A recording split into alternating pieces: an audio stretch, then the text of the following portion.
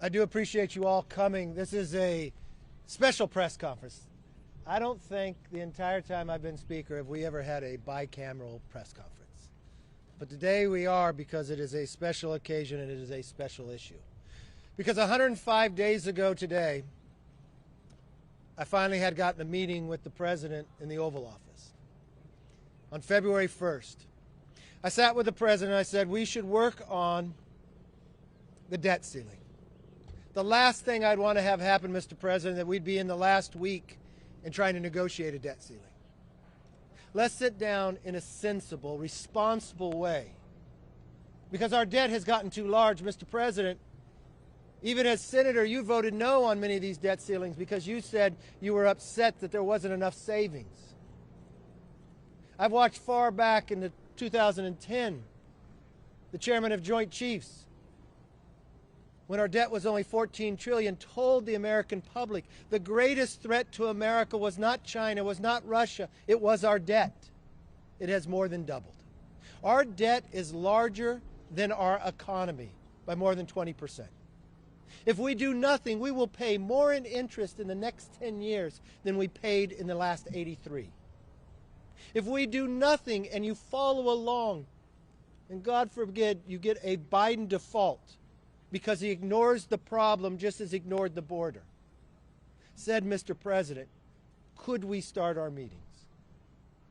For 104 days, he said no. All the Democrats lined up and said, no, we just need to raise it. Because they added $6 trillion, we had inflation harming every single family. They attacked the energy of America. We saw the price even go higher. We saw we became more dependent upon China, a supply chain challenge in America. Every week I would ask, could we just sit down? But he said no. The difference was Republicans in the House and the Senate got together to listen to the American public. And we said we would make sure that we don't have a Biden default. So we raised the debt ceiling. But in doing so, we did it in a limit, save, and grow. Limit the future ability of Congress to just spend wildly and stop the inflation. So we said, let's start with spending where we spent just 5 months ago and grow each year by 1%. Let's save the hardworking taxpayers' money in this waste and money that you have appropriated that hasn't been spent, like COVID, that has sat there for 2 years. We finally got the President to sign a bill that the pandemic is over. And you know what else? Let's grow our economy so we're not dependent upon China. Let's help people get lifted out of poverty into jobs with work requirements, something the President, as a senator, voted for and President Clinton signed into law. Let's make sure we could build things in America again. Let's cut the red tape.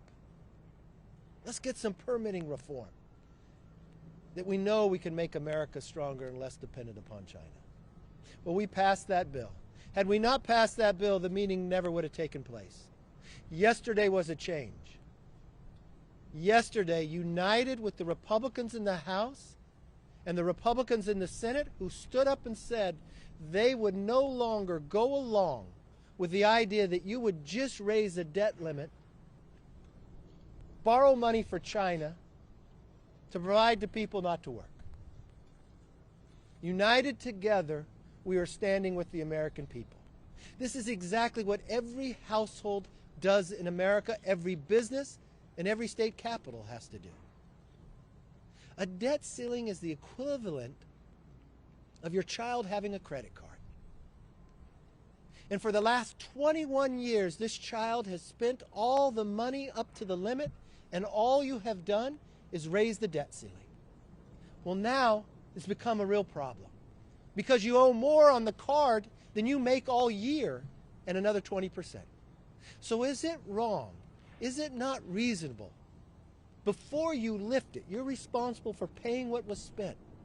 But should you first look at how you're spending your money? That's exactly what we're doing with Limit, Save, Grow. Now the President and Leader Schumer have finally backed off their idea that they won't negotiate. They finally backed off the insane, unrational, unsensible idea that you just raise the debt ceiling. The president has selected two individuals, OMB and Ricchetti, to sit down with us, but our timeline is short. This is what I wanted to avoid 105 days ago. And when the Republicans in the House lifted the debt ceiling, Secretary Yellen had never told us the deadline was June 1st. We wanted to act ahead of time. And we do that issue after issue. Just like the president avoided the border with Title 42, the House Republicans did not. We actually passed a bill to secure our border. We continue to listen to the American public. And I will tell you, as Speaker, we have a group of Republicans in the Senate that have listened to the American people as well. Senator from Wyoming, Senator Barrasso, has helped lead the charge with Mitch McConnell, with Thune and all the others, and Senator Lee, who put a letter together. I remember when he talked to me, could he get enough signatures? I was worried for one moment. Could we get enough signatures? He called me back, I think, in an hour and said, I've got more than enough, and I got people who didn't sign it that will still vote that way because they're listening to the American public. And I can't tell you enough of how thankful I am of you being so responsible with the idea. Am I optimistic? I'm optimistic for America because of people standing behind me. I'm optimistic of our ability to work together. Do we have obstacles? Yes, we have a big obstacle in the White House. But we're going to change the course of history because we're going to stand for the American public. And let me introduce the senator and the chair over in the Senate Republicans, John Barrasso. Well, thank you, Mr. Speaker. Thank you for your leadership. The President of the United States is playing Russian roulette with the American economy. For month after month after month, the President refused to meet with the Speaker of the House to talk about debt and spending. Why? Does the President believe that there is no wasteful spending in Washington? Does the President believe that in a $6 trillion budget that nothing could be cut? Billions and billions of dollars has been set aside for COVID. Is that all off limits? The President said the pandemic is behind us. What about tying welfare to work? The American people that I listen to overwhelmingly support that. Is the President that out of touch? Republicans in the House of Representatives have actually passed legislation. It is serious. It is responsible. It raises the debt ceiling and at the same time cuts wasteful Washington spending. Republicans in the Senate stand in firm support of the Republicans in the House of Representatives. Meanwhile, the President of the United States has spent the last 3 months pandering to the liberal left. The President is playing a very dangerous game with our economy. It is time for Joe Biden to stop this debt ceiling madness. And now, Chair Elise Stefanik. Thank you, Chair Barrasso. I apologize. I'm losing my voice. We've been so focused on communicating this important issue to the American people. It's an honor to be here today with both our House and Senate Republican colleagues to highlight our joint commitment to a solution that would responsibly raise the debt ceiling, strengthen our economy, and address our nation's debt crisis. For over 100 days, Joe Biden and House and Senate Democrats have refused to offer a sensible solution to our nation's debt crisis. Their only plan, which is no plan at all, is to ignore this fiscal crisis and do nothing to limit spending, save taxpayer dollars, or grow the economy. Democrats have put our economy at tremendous risk. Republicans remain the only ones who have taken action to avoid a default on our debt. It's long past time for Joe Biden and Democrats to do the same. But today, with only 15 days until the June 1st deadline, Joe Biden is jetting off to Asia. Whether it's the border crisis, the energy crisis, or this debt crisis, Joe Biden continues to run away, pass the buck from each crisis that his policies have created. It's now my pleasure to introduce one of my good friends and our colleagues in our partner chamber, Senator Mike Lee, who has been such a tremendous leader in unifying the Senate Republicans in support of our Limit, Save, Grow Act. Senator Mike Lee. Thank you, Chair Stefanik. Senate Republicans stand united behind Speaker McCarthy and the House Republicans. We all understand the gravity of the situation. We need to address the debt ceiling, and we need to do so in a way that makes a difference, to make sure that we're not back here in just a few more months, with spending having caused more inflation and ballooned our federal debt even more. So, to that end, 45 Senate Republicans have acknowledged that they will not, they've committed that we won't support cloture, we won't support bringing debate to a close on any debt ceiling increase that does not contain substantive spending and budgetary reforms. Now, it just so happens the House of Representatives has passed precisely such a bill. We stand behind that bill. We need to pull up and pass that bill. We need to do it today. Look, the Senate has no business leaving town before an agreement has been reached. Let's get this done. Thank you. It's now my pleasure to introduce Representative Dusty Johnson from the great state of South Dakota. Mr. President, for 97 days you refused to negotiate with the Speaker. For 97 days you underestimated the unity and the resolve of this conference. For 97 days you assumed that ignoring this problem would make it go away. Now, we can't get back the squandered 97 days, but more concerning, sir, is the fact that you don't appear particularly committed to using the 13 days that we have left. Mr. President, cancel your trip to Japan. Stay at the table. Acknowledge the resolve of this team on these stairs and accept the fact that we must change how this town spends money. Inaction and intransigence will not wipe away $32 trillion in debt. Good grief, Mr. President. When is enough enough? Shame on anyone who refuses to act. Speaker McCarthy and this entire team have been responsible, reasonable, and sensible. Time is short, Mr. President. Let's get this done. With that, I'm happy to introduce a great legend from West Virginia, Chair Shelley Moore Capito. Go get him. Yeah. I should just sit down now that I'm a legend, but that goes against everything we do, right? It's great to be here with my House colleagues and my Senate colleagues. And I want to say, first of all, the gauntlet that Senator Schumer threw out to Speaker McCarthy when he said you can't have a plan, you won't get it done. Well, guess what? They got it done. And they have the only plan that we see that raises our debt limit, but also responsibly brings in fiscal sanity. Plain and simple, the president, who prides himself on being such a great negotiator, has refused to negotiate for 97 days. And so here we are on the brink of a Biden default.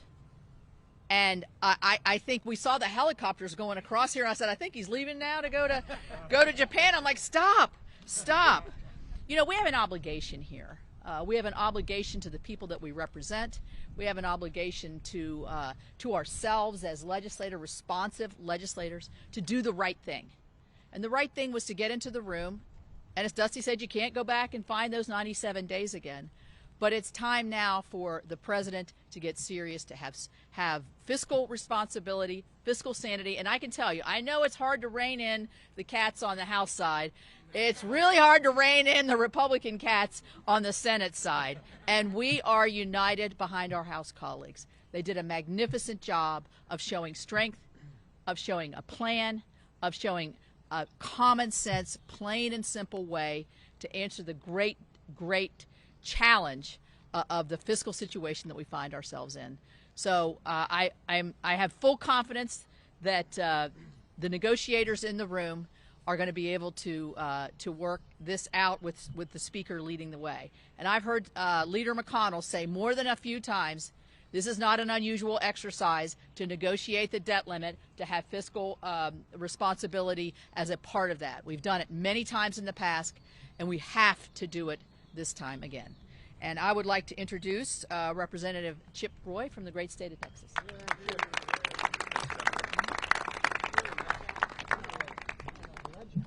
So this is what the west side of the Capitol looks like. Mr. Speaker, thank you. Thank you to the senators who came over. After months of saying he would not, President Biden now has done what we all knew he would do: sit down and negotiate with Speaker McCarthy and the representatives of the people. This is not surprising, because Americans saw Republicans pass a common sense, responsible fiscal path forward for America and realized that the only person talking about default is President Biden. Now the president says we must trade away all but perhaps the most basic of reforms that we passed in the bill. But throughout his posturing, the president has failed to realize the most fundamental and important truth: that the core of this debate is not whether the federal government will default on its debt. It won't. But whether we will continue to allow this nation to default on the American dream. The truth is, the dream is out of reach for too many Americans. And the biggest obstacle is the very government entrusted to protect it. So we gather here today on a bicameral basis to send a message to the president. This legislation is purposeful, not political. We stand for the hardworking American family unable to afford groceries, gas, housing, or health care because of inflation fueled by trillions of dollars in reckless spending. The plumber that never took out a student loan but is now being forced to pay for his neighbor's master's degree, or the veteran paying for a liberal arts major to get the same student loan benefits he earned by risking his life for his country. The nurse who wants to save lives without a federal bureaucrat saying she has to take a needle.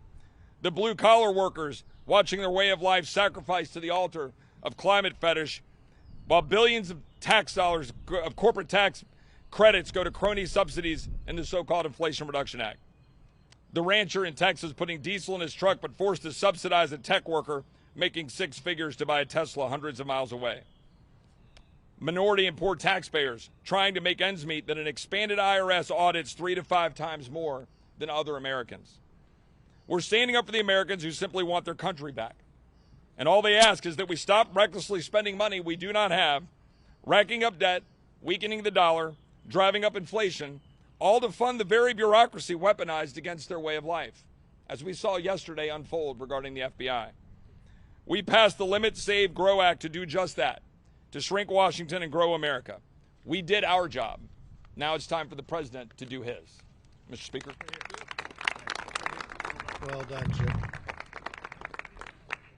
I'm so honored with the people behind me. You know, the president, 105 days ago when I sat with him, said he wouldn't negotiate. America's too great to have such a small, petty idea as that. Americans believe you should talk. We wanted to talk the entire time. But when he refused to take action, we did take action.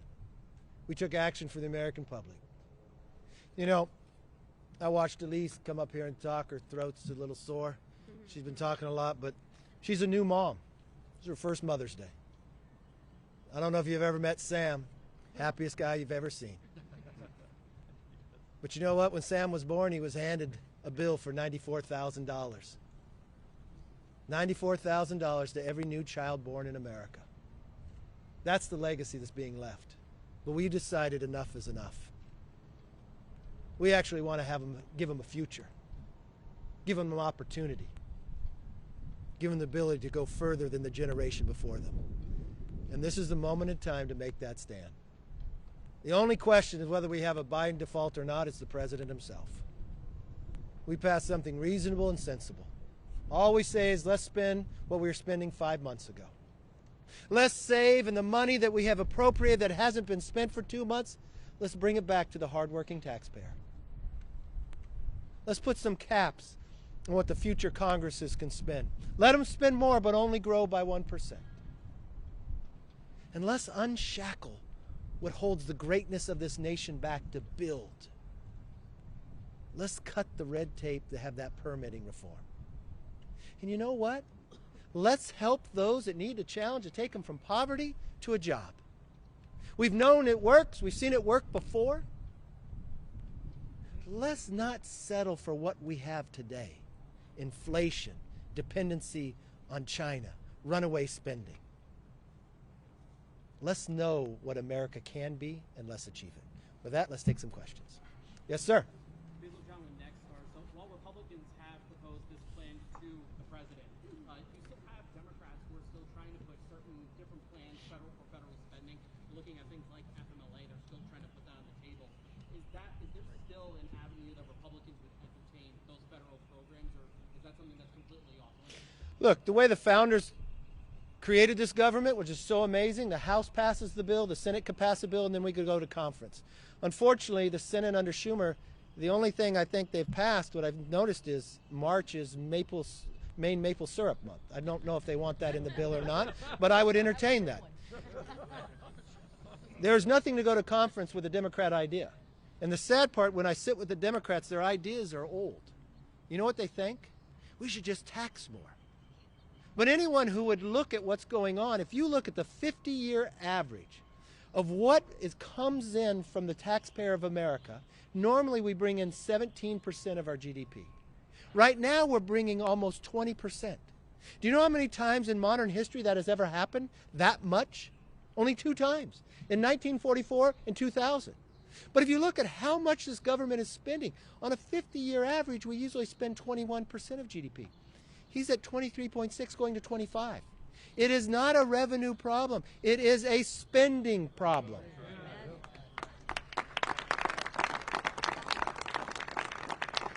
And anytime you want to talk about, these are the people that are defending Social Security and Medicare.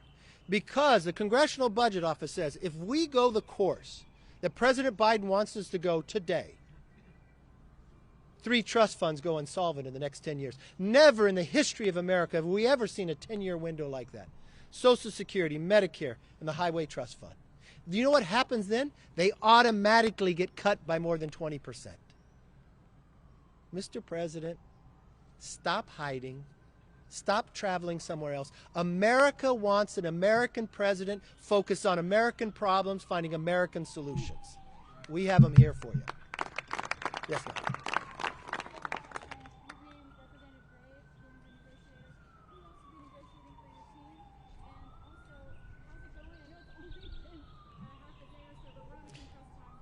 Look, I go in the room as well, and my staff, and the president has put 2 people in there. If there's certain topics come in, I'll have certain other members come in and talk as well. The difficult part here is the timeline.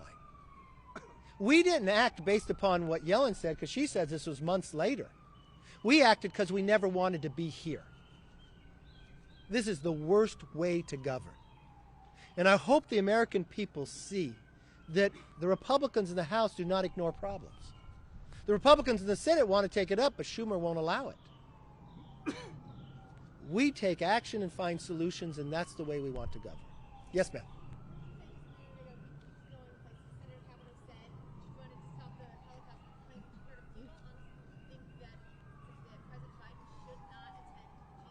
Look, he's the President of the United States. He's a grown man. He can make a decision where he wants to go. And he could travel any place he wants. The only thing I know, if you thought for the last 97 days you were never going to negotiate, what are your priorities? I think America wants us to solve American problems first. He could decide whatever he wants to do. Well, I don't think it's going anywhere, for one. Secondly, you're sitting here with senators who have 45 who signed it's not going to do it. So is that even sensible? Is that even being productive? Is that even reasonable? Or is that responsible? It seems to me that would be playing into a Biden default. I think America public is tired of those political games. You know, when we devised our bill, it wasn't a bunch of Republicans saying, let's just give these Republican ideas. When we talk about work requirements, Senator Biden voted for that. President Clinton signed it into law. We watched every study after the fact take people from poverty and provide a job for them. So we saw Americans lifted up. We saw welfare rolls drop. We saw more people have houses. More people could afford to send their kids to college. We saw the positive of that. When we thought about, what about limiting the growth of government in the future years, we didn't say we had to cut every year. We saw a Democrat Senator Manchin propose a 1% growth each year. We tried to grab things that both sides, even if they wouldn't talk to us, let's put something together to make sure it's reasonable. I will tell you, if it was Chip Roy and Dusty and I sitting in a room and we were going to draft something that we said just we want, it would have looked different. But we wanted to be reasonable and sensible. Does the American public think it's wrong if we simply saying, let's spend what we spent 5 months ago? But every moment I've spent with the president, he doesn't want to go there. He does not want to go back $1. I literally ask him, what is finally the number? Is it $40 trillion in debt? How much before you say, let's stop borrowing from China and not looking at places that we're wasting our money in? Every household does that, and we should do it too. Yes, sir.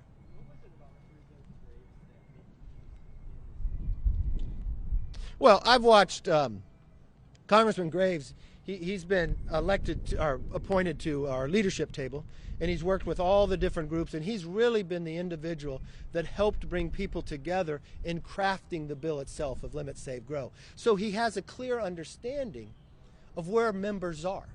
So when you're sitting in that room, I didn't want to put somebody in that room who didn't have a He is a former staffer. He's a former member working in government. He understands policy. Many people would call him a policy wonk. But at the same time, my staff is in there with him as well. So we want as many voices and many understandings of where the bill went and what we would like to see for a conclusion.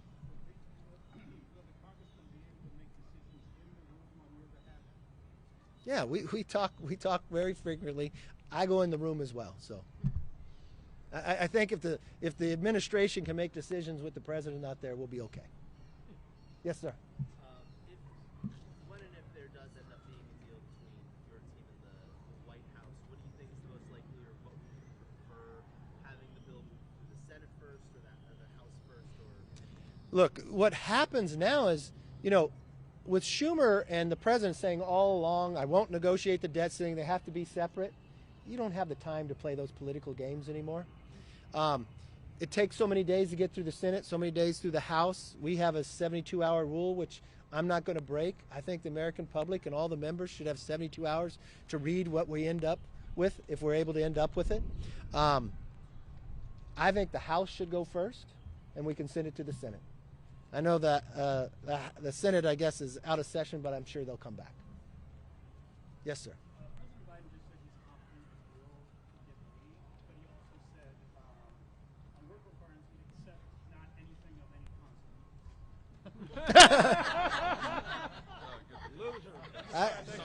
I don't understand anything that has consequence. This is a senator who voted for work requirements. Listen. I think when you're sitting in the room and you're listening to the American public, why wouldn't he want to help people get out of poverty? But listen to really what he's saying. So the decision he's making in his mind is, if he doesn't want to have something that has consequences, he wants to borrow more money from China to pay an able-bodied person who has no dependents, not even to look for a job, not even go to school for 20 hours. So you're going to ask little Sam to make that $94,000 higher because we're going to borrow from China for a person who could go get a job to not help him get one. So what you're going to have is a supply chain that doesn't work as well, more dependency on China, and making America in a weaker position. I think that's wrong. So I wish he was here, then we could debate it even more. Yes, sir. Oh, you already asked one. Are you open to considering a tax increase on the No. Did you listen? Were you here earlier? No, I'm not being a jerk. But have you read the CBO numbers or anything? Okay, so on a 50-year average, we normally bring in 17% of GDP. We're bringing in 20%. You know how many times in history we've done that? Twice. 1944 and 2000. So if we're bringing in normally 17, we're bringing in 20, that means we're bringing in more money than any time in American history. But what we're spending For the last 21 years, we spent more money than we brought in. But instead of only spending 21% of GDP like we normally did for the last 50 years, when the Democrats came in, they spent $6 trillion. Now, I don't know if you're an economic major or whatever, but if you study Morton Friedman, he would tell you the only place that inflation is created is government. So that $6 trillion brought us inflation. So what did that do? Your money goes less. You have less money to spend. It doesn't go as far. We've had, of our 4 biggest bank failures in America, we had 3 of them in the last couple of months. Why? Because interest rates went up. Because the only way you curve inflation is you make interest rates higher than the inflation rate. So what does that do? That harms people from buying houses. That means you're paying more on your credit card. But that means every taxpayer is paying more because our debt. So we're going to pay more on interest. But he went all the way up to 23%. So we're spending more than we spent in 50 years, but we're bringing in more than we've been in 50 years. So I go back to your question. Having that knowledge now, would you raise that question again?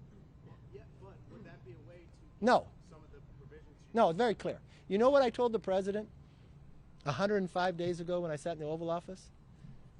I have no preconceived notion of what we have to do in the debt ceiling except 2 things. We're not going to raise taxes, and we're not going to pass a clean debt ceiling.